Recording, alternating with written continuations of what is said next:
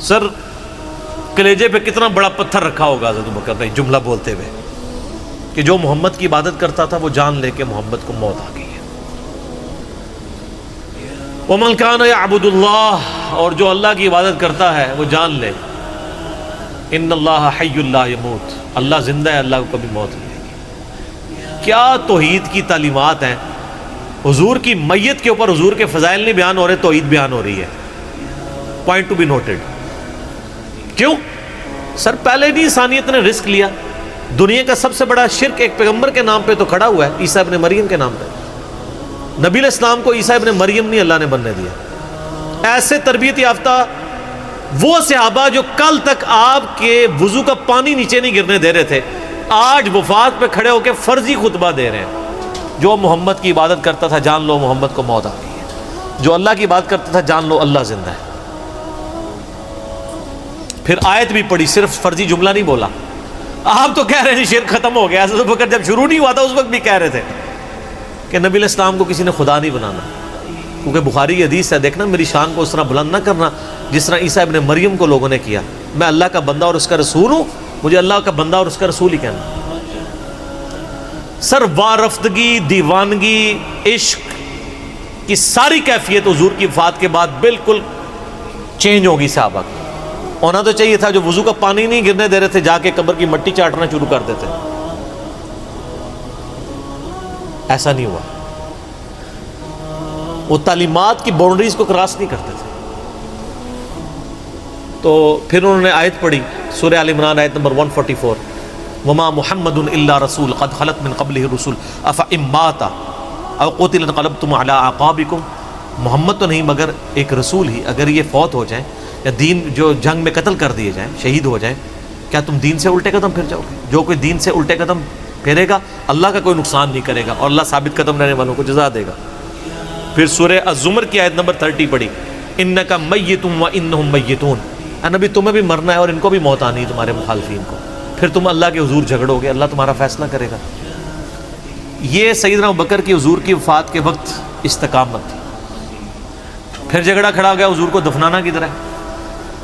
جامعہ ترمذی میں حدیث ہے، سیدنا ابوبکر کہتے ہیں کہ میں نے نبی علیہ السلام سے یہ بات سنی تھی کہ اللہ اپنے پیغمبر کو وہیں پہ موت دیتا ہے جو اس کے لیے سب سے پسندیدہ جگہ اللہ کے نزدیک ہوتی ہے۔ تو حضور کی جو چارپائی ہے نا اس کے نیچے ان کی قبر کھودو، وہاں پہ اللہ نے ان کو موت دی۔ پہلے صحابہ میں رائے نہیں طے ہو رہی تھی کہاں دفنانا۔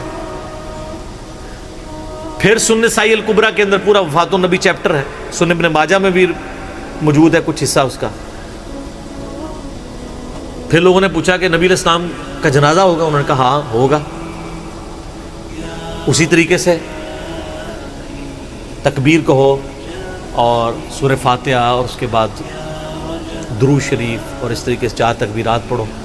لیکن ایک فرق تھا کہ نبی علیہ السلام کو پروٹوکول صحابہ نے دیا ہے کہ آپ کی جو جنازے کی نماز ہے نا وہ جماعت کے ساتھ نہیں ہوئی۔ صحابہ نے یہ پروٹوکول دیا ہے کہ حضور کی میت کی موجودگی میں بھی کوئی شخص امامت نہ کروائے۔ حجرے میں ایک طرف سے لوگ داخل ہوتے تھے، اکیلے اکیلے جنازہ ادا کرتے تھے۔ وہ ڈیٹیل میں آتا ہے، 2-3 دن تک جنازہ ہوتا رہا۔ پہلے یعنی مرد داخل ہوئے، اس کے بعد بچے، غلام، پھر عورتیں، اس طریقے سے سب نے جنازہ پڑھا۔ ظاہر ہے 1 لاکھ سے زیادہ لوگ تھے جنازہ پڑھنے والے۔ اس موقع پہ بھی سیدنا ابوبکر کی آپ استقامت دیکھیں، ورنہ حضرت عمر کتنے سٹرانگ اصحاب کے مالک تھے، ان کی حالت آپ دیکھ لیں۔ جب ضرورت پڑی ان کے مضبوط اصحاب کی تو کولیپس کر گئے۔ ابوبکر ہی کھڑے ہوئے ہیں تو حضور کو پتا تھا نا میں نے مصلی پہ کسے کھڑا کرنا ہے۔ اور بخاری میں الفاظ ہیں جب مصلی پہ کھڑا کیا فرمایا ابوبکر کے علاوہ سارے دروازے بند کر دو، صرف ابوبکر کے گھر کا دروازہ جو مسجد کی طرف کھلتا ہے، جو مسجد کا دروازہ ابوبکر کے گھر کی طرف ہے وہ کھلا رکھو، باقی سارے بند کر دو۔ تو نبی علیہ السلام کو یہ پتا تھا کہ کس لیول کا کس بندے کا یعنی ایمان ہے، اس کے اعصاب ہیں۔ اور بخاری کے الفاظ ہیں جب حضرت ابوبکر نے خطبہ دیا، حضرت عمر کہتے ہیں میرے پاؤں میرا بوجھ نہیں اٹھا سکے اور مجھے یقین آ گیا کہ حضور فوت ہو چکے۔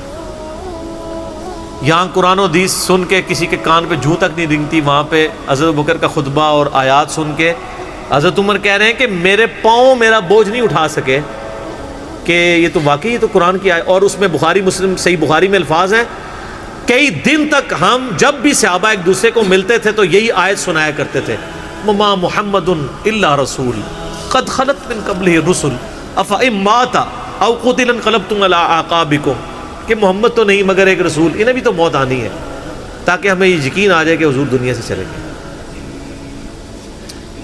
تو یہ صحابہ کرام علیہم رضوان کی نبی علیہ السلام کے ساتھ عقیدت تھی، اور سیدنا ابوبکر آپ کو بالکل صف اول میں نظر آئیں گے، ٹاپ آف دا لسٹ، معاملات کو ہینڈل کرنے میں، چیزوں کو بالکل من و سنت کے مطابق ڈھالنے میں، اور ہر معاملے میں رجوع لانے کے اوپر، اور اہل بیت کے ساتھ کمٹمنٹ کے اوپر، ہر مسئلے میں آپ کو حضرت ابوبکر صدیق کی قربانیاں ٹاپ آف دا لسٹ نظر آئیں گی۔ تو بات کہاں سے کہاں شروع ہوئی، فی البدی میں تو اور گھنٹوں بول سکتا ہوں، مجھے اتنی حدیثیں یاد ہیں یہ فضائل کے اعتبار سے۔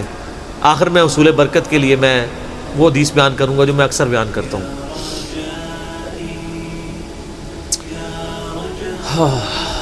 عبداللہ بن عباس رضی اللہ تعالیٰ عنہما کہتے ہیں، بخاری اور مسلم دونوں میں ہے، کہ سیدنا عمر کی میت رکھی ہوئی تھی اور لوگ آ کے ان کی میت پہ سلام پڑھ رہے تھے اور اپنے اپنے انداز میں خراج تحسین پیش کر رہے تھے کہ اس شخص کی وجہ سے اسلام کو کیا عروج ملا۔ تو کہتے ہیں اتنے میں نے محسوس کیا کہ ایک شخص میرے پیچھے آ کے کھڑا ہوا اور اس نے میرے کندھے پہ یوں کونی رکھی، میری پیٹھ اس کی جانب تھی، اس نے کونی میرے کندھے پہ یوں رکھی، اور حضرت عمر کی میت سے مخاطب ہو کے کہنے لگا کہ اے عمر، اللہ تجھ پہ رحم فرمائے، تو روئے ارض پہ ان لوگوں میں سے ایک شخص تھا کہ میری بھی خواہش تھی کہ میں ان اعمال کے ساتھ اللہ کے حضور پیش ہوتا، کہ اگر اللہ کے حضور پیش ہونے کے لیے مجھے بہترین اعمال چاہیے تو تیرے اعمال۔